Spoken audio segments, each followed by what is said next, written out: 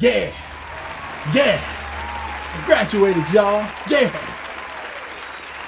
The hell am I supposed to do now?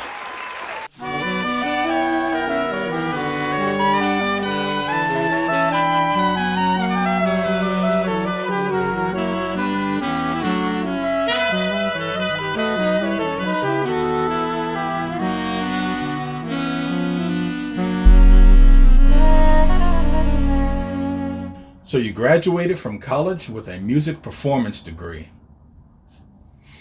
Now what? Okay, this is the topic of today's video, ladies and gentlemen, and I want to address some issues. I want to put this out into the ether, so hopefully if any of you are in a position like this or are about to be in a position like this, you'll have a big heads up on what's coming next. So let me give you an idea basically of what I did right after I graduated. In fact, the day of my graduation, I actually had a gig at a theme park. So I didn't even go. I didn't really like college. To me, college felt like glorified saxophone camp, which to me was great. I went to a jazz camp at Ohio State. I loved it. I went to the Abersold Jazz Camp in Louisville, Kentucky, and it was the most mind-blowing thing ever. I got a chance to meet Jamie Abersold and play with the guy and a host of other musicians that were so far above me being this high school kid and coming out and hanging out with these dudes. In fact, the day I got to the camp, we all piled into a truck and went off and went to like a jazz concert. I'm just like, man, like, and now I'm hanging out with Jamie Abersold at an outdoor amphitheater watching jazz. It's like, man, this is fantastic. And I hope that if there's any college professors, any university teachers that are out there, you need to really adjust the curriculum, because so many music students have no idea how to support themselves once they graduate from college. A lot of the education majors, they're doing their student teaching, so by the time they graduate, they already have some prospects for a job. Now, if you're a performance major, chances are you're already gigging while you're in school trying to build up these contacts. I mean, how many of our legendary jazz guys dropped out of college and just went on the road? Miles Davis specifically dropped out of Juilliard and kicked it with Charlie Parker, you know? I'm watching this movie, I think it's Breaking 2, Electric Boogaloo, where this girl, man, this movie does not hold up very well, but she basically decides not to go to Harvard to hang out with a break dancer. Like, I'm going to tell you right now, if you are in college and you are about to graduate, if you can extend it a semester or maybe even 1 year, if you can swing it, make absolutely certain you take marketing and advertising, because everything that you see is really all marketing and advertising. I'd love to tell you that YouTube is a platform for content creators, but it's not. YouTube maybe used to be 65% content creators, 35% advertising, but right now it is 99% advertising and 1% content creation stuff. I mean, every video you see, people are selling stuff, myself included. All these advertising, marketing companies have pretty much just dumped enough money into these things to pretty much take control. So TikTok, Instagram, Facebook, Twitter, YouTube, Google, all these things, it's all advertising. It's why so many sponsors are run through almost all these videos. And if they're the ones that can actually boost a video, they're the ones that's going to get YouTube, or basically Google, making more money. So those are going to be the ones that's going to have the higher view counts. You can even pay advertising companies and marketing companies to promote your thing. You have to understand this now, or you got to do your diligence. You got to do your homework. So I wish I would have had something like a YouTube when I was in college. Even when I was in high school, if I had something like this, access to this kind of information. You know, I grew up in an era where it was still illegal to buy a real book. You know, you had to like do a couple of winks and pay under the table for this illegal book. In fact, the entire time I was in college, I never even had one. So on another note, I worked on cruise ships pretty much right out of college. I basically did the land theme park gig for that summer that I graduated, I went back to working at a department store. I worked at Hills, which was like a busted Kmart, Walmart type of store. And then I did Cedar Point again, that theme park. And then after that, that's when I did cruise ships. A lot of you ask me about cruise ships. My advice to you, if you are thinking about working on cruise ships as an American, or I should say a plus one, let me define this real quick. So as far as economies goes, a plus one in this terminology that I've created is essentially any country whose dollar value is worth more than the US dollar.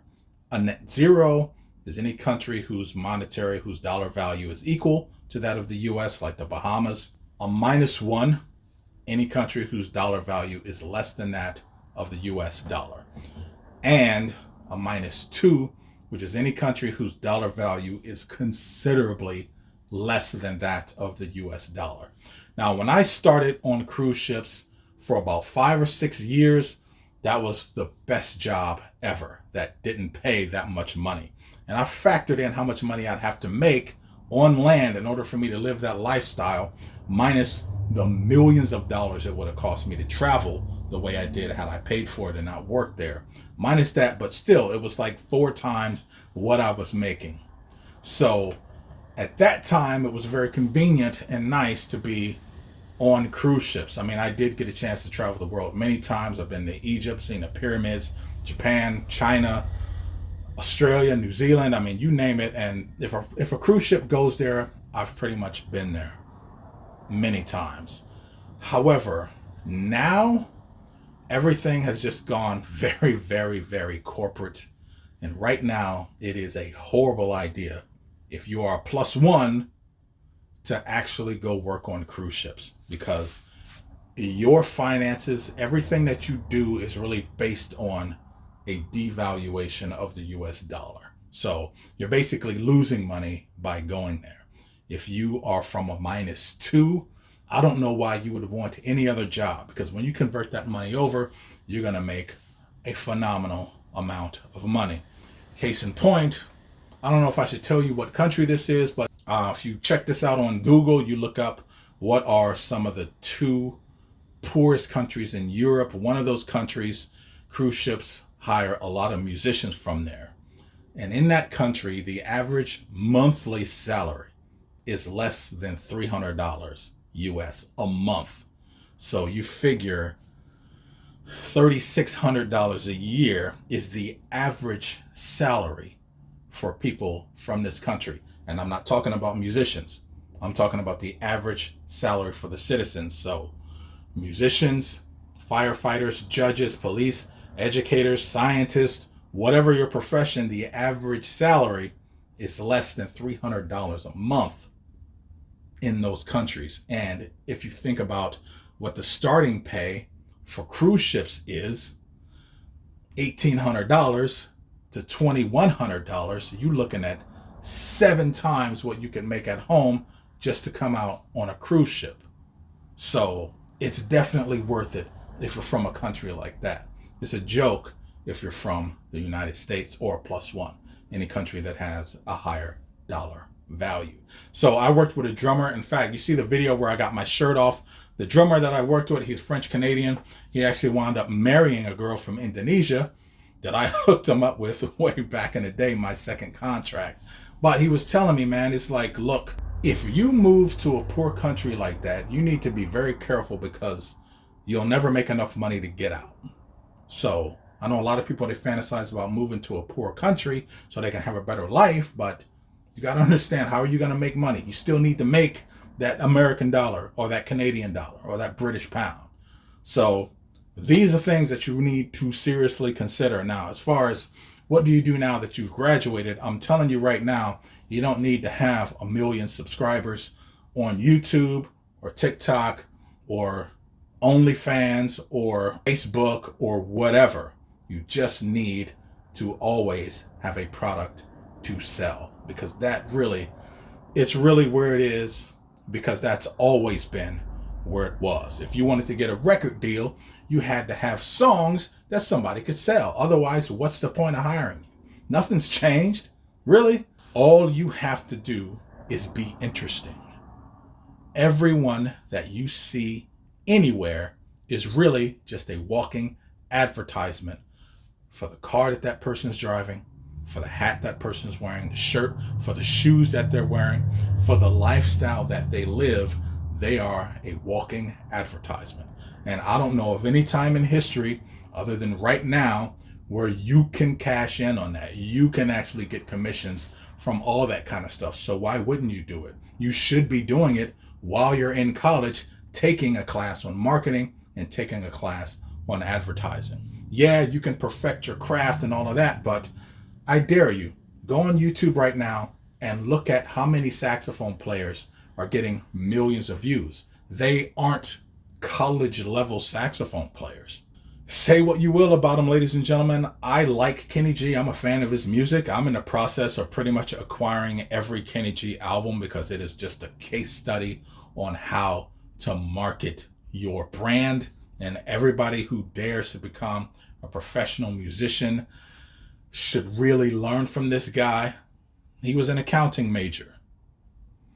He was an accounting major. And plus, the funny thing is, if you listen to what Kenny G was doing in the late 80s and early 90s now, it sounds a lot more bebop influenced than what a lot of smooth jazz is now. And I'm talking like successful, good smooth jazz. It's like, wow, okay, all right. Now you start to see it from a much more adult perspective. When you get out of the hate crowd and people trying to slam all these other people for whatever, man, you got to put all that crap aside, because when it's all said and done, you got to eat just like everybody else. So I hope that these institutions are really promoting being able to prepare performance majors to be able to take care of themselves when they graduate from college. You know what I'm saying? So I just wanted to drop some knowledge on something like that, because it really bothers me when I see really good musicians that have like a higher degrees of education wondering about the value of that education. I would never come down on somebody for having a master's or a doctorate in performance or anything like that. I mean, personally,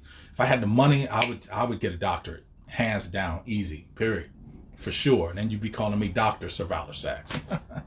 I want to let you know that you don't have to wait until you've graduated to start getting going with these things. All you got to do is be interesting and have a product to sell. Another thing, I think I'm going to make my prediction here of what's going to essentially take over is that these paid prescription style video content is going to be the next thing, because you can get paid fractions of a cent doing stuff like this on a platform like this, or you can get paid literally a lot more money doing subscription-based content. I'm thinking about setting up something like this on some platform. I don't know yet, but it'll be all the stuff I can't really tell you about what goes on cruise ships on a platform like this. This is still a very family-friendly type of platform. But I want to tell you the real stuff, but I can't really do it here. So I'm probably going to look to one of these paid subscription style platforms for that kind of information. I'm not going to do like, the typical stuff that's associated with that kind of stuff, but I'll let you guys know, obviously. So I do have merchandise, ladies and gentlemen. I do have my Altissimo books for Alto and Tenor that's available as a digital purchase. So check the description box below.